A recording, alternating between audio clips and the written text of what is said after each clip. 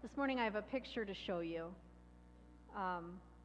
And this is one of these drawings by M.C. Escher. Can you tell what you're looking at here? So I see 3 staircases, 4 staircases, maybe 5. I'm not sure how many I see. And are they going up or down? I don't know about you, but my brain is having a really hard time making sense of this picture. It's trying to fill in the gaps, but it's not quite happening. So much like this, in our lesson from Acts today, the people of Lystra witnessed something they have never seen before. They have no way to interpret what's happening, so they take what they know and they try to apply that knowledge to the situation. So in Acts today, a man who has never been able to use his legs suddenly stands up and begins walking around. How is this possible? The people have no idea. The only thing they can think, the only power that would be enough to make this happen must be Zeus, the god of lightning, the king of gods. And everyone knew that Hermes was the messenger god. Hermes often did the talking for Zeus. So Paul must be Hermes, which would make Barnabas Zeus. I think we can take the picture down now, because otherwise we're just going to keep trying to make sense of that. It won't work. So the people are thinking, okay, so we got to make sense of this. So Paul must be Hermes, the messenger god, and Barnabas must be Zeus. Never mind that healing was not known to be among the Greek gods' activities. Never mind that the gods in general were not particularly interested in and were certainly not involved with the day-to-day lives of the people. The main observation here is of the power that is displayed. And this display of power opens the door for Paul to speak to people about the living God, who is in fact responsible for the healing. So the same God who created earth and sky.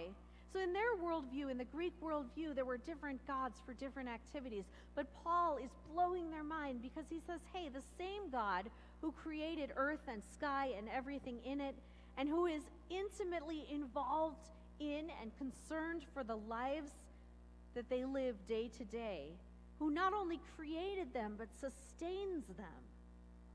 Paul is blowing their minds. And we can sit here and think, you know, those poor misinformed Greeks, good thing Paul and Barnabas showed up to set them straight and teach them about the one true God and God's nature, right? Except what do we know about God? What are the things that we tell each other? What are the messages that we proclaim to one another and to the world? What are the things that we needlepoint onto pillows and paint onto signs that we buy at Hobby Lobby? I've seen messages like, God won't give you more than you can handle, and everything happens for a reason, or it's all part of God's plan, or even, God helps those who help themselves. All of these are basically half-truths. They have some basis in the truth, but in fact, they contain a great deal of misinformation too. They are things that we try to tell ourselves to explain what is happening in our lives, to make sense of what we're seeing, because sometimes things just don't make sense. So maybe your life is falling apart. Maybe you're going through a divorce, or one of your parents is dying, or you just got a terrible diagnosis. And some well-meaning person is going to come to you and say, God won't give you more than you can handle. Well, it's half true. I believe that God will not leave you or forsake you. The scriptures tell us that. God will not leave you alone in this. Or maybe you just missed out on getting your dream job. Maybe you were passed over for the promotion, or you didn't make the team. And you're wondering why. And someone comes and says, everything happens for a reason. It's all part of God's plan. Well, that's partially true, I think. God can use something that was intended for evil to do something good. We learn that in the story of Joseph and his 11 brothers. And we also learn from Paul in his letter to the Romans, chapter 8, that God uses all things to work together for good. But that's about God's power to use all things for good. It doesn't mean that everything that happens is good. Even the American dream has been hitched to the gospel story. And you've heard that expression, pull yourself up by your bootstraps, right? Which is physically not possible to do, by the way. You should go home and try it. The problem is that while Ben Franklin was a good man, he's the one who said that, he's not Jesus. God helps those who help themselves. Okay, the problem with that is with that inward focus, what happens to love God and love neighbor? In their encounter with the people of Lystra, Paul and Barnabas check their reality. And as we read this story, it gives us the opportunity to check our own. Paul and Barnabas are instruments of God. And in this situation, the people begin to confuse them with God. And this is not an isolated phenomenon. It happens all the time. We confuse objects with God. We confuse people with God, with mountains, buildings. It happens all the time. It's human nature. There's a Buddhist proverb that cautions against staring at the finger that is pointing to the moon. So instead of focusing on the moon, we stop short and focus on the finger pointing to it.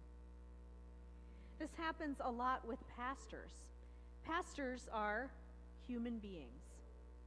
But as human beings, all of us tend to identify people in leadership or servants of God with God's self. Now there's a problem though, because as much as I try to emulate Jesus, I'm going to fall short. I'm going to disappoint. And that's where the problem comes in, because unlike God, I am going to fail and to disappoint you. We can't confuse that with God. Barnabas and Paul exhort the people, turn to the living God, the one whom you know. And they ask, who do you think we should worship? A God who created the world and then checked out? Or a temperamental God who throws lightning bolts when he gets angry and comes down to visit when he feels like it? Or should we worship the living God who not only created the heaven and the earth and the sea and everything that's in them, but who continues to create and who gives rain and fruitful harvest and feeds the creation? Paul says we should worship the living God who satisfies you with both food and happiness. Paul and Barnabas try to redirect the crowd. They assure them that, like everyone else, they are simply human beings, and that all of them ought to be worshiping the one true God, who is different from any other gods they have known. Paul and Barnabas do a lot more teaching about the living God in the portion of Acts that we didn't read. So you probably didn't catch this in what we read, but we read chapter 13, verses 1 through 3, and then we skipped the rest of chapter 13 and went to chapter 14. So in the rest of chapter 13, Paul is telling the people the story of Israel. And he's recounting that time when they were slaves in Egypt, and then God led them out into the wilderness where, and this is a direct quote, God put up with them for about 40 years. Aren't you grateful that God puts up with us? The problem in this story is that the people's idea of gods are these beings that act on whims, who operate out of self-interest, and that they have limited power, and that they're not really interested in human affairs other than for their entertainment. But Paul is saying, look, the God we know is much different.